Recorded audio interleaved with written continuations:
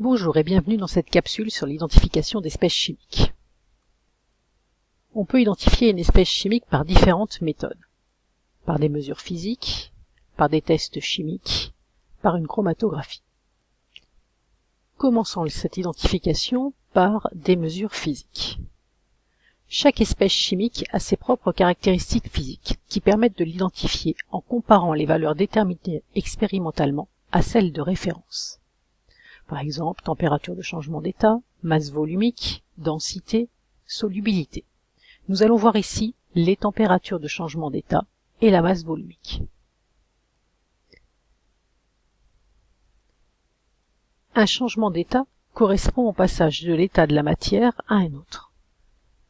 Les températures qui vont nous intéresser vont être les températures de fusion, température qui correspond au passage de l'état solide à l'état liquide et inversement, et température d'ébullition qui correspond au passage de l'état liquide à l'état gazeux ou inversement.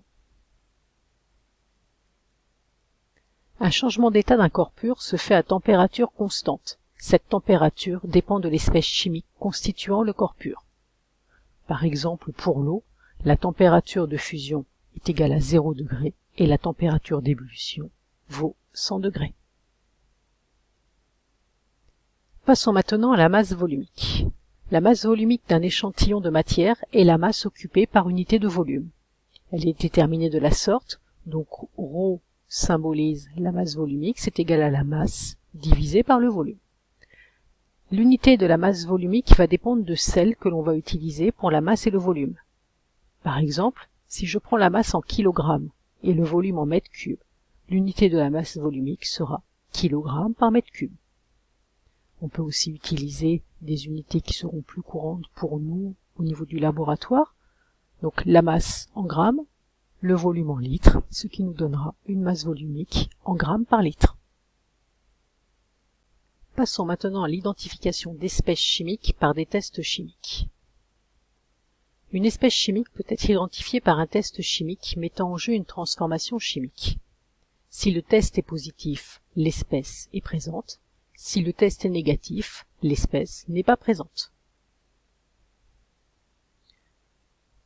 Voyons maintenant quelques tests chimiques qui sont à connaître. Donc le test d'identification de l'eau, où on utilise du sulfate de cuivre anhydre qui est blanc. Donc lorsque le liquide que l'on met dessus contient de l'eau, le sulfate de cuivre va devenir bleu. Autre test, celui du dioxyde de carbone. Donc là encore, on recueille un gaz, on va verser dessus de l'eau de chaux, on agite, et si l'eau de chaude se trouble, c'est que le gaz était bien du dioxyde de carbone.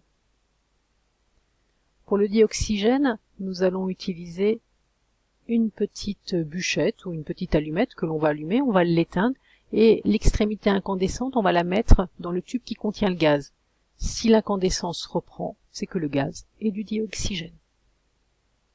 Dernier test à connaître, celui du dihydrogène. Là encore, mon tube contient un gaz. Je vais approcher une petite allumette qui va être cette fois-ci enflammée. Je la mets juste à l'extrémité du tube à essai. Et s'il y a une petite détonation, c'est que le gaz est du dihydrogène.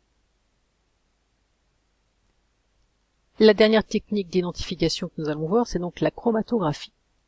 Une chromatographie sur couche mince, aussi appelée CCM, permet de séparer et d'identifier les constituants d'un mélange homogène.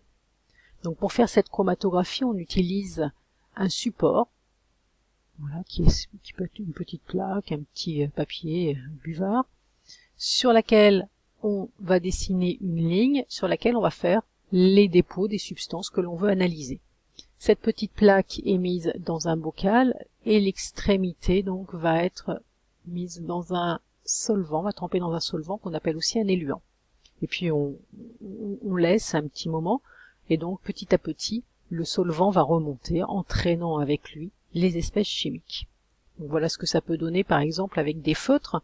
Donc là on a fait un dépôt d'encre jaune, un d'encre rouge, un d'encre verte, et puis on met la plaque avec le solvant et petit à petit donc le solvant va monter, va entraîner les encres.